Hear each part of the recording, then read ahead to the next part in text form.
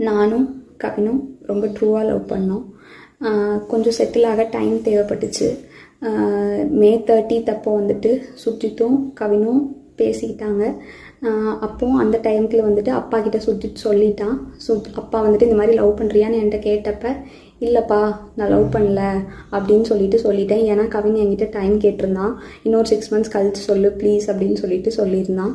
அதனால வந்துட்டு நான் வந்துட்டு அப்பா கிட்ட அன்னைக்கு சொல்லலை.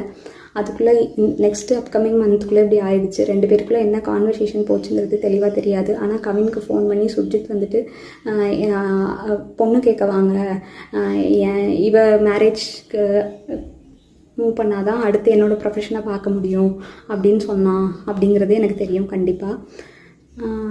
அதுக்கப்புறமா வந்து 27 என்ன நடந்துச்சு அப்படின்னா, அன்றைக்கி கவின் வராங்கிறது எனக்கு தெரியாது. நான்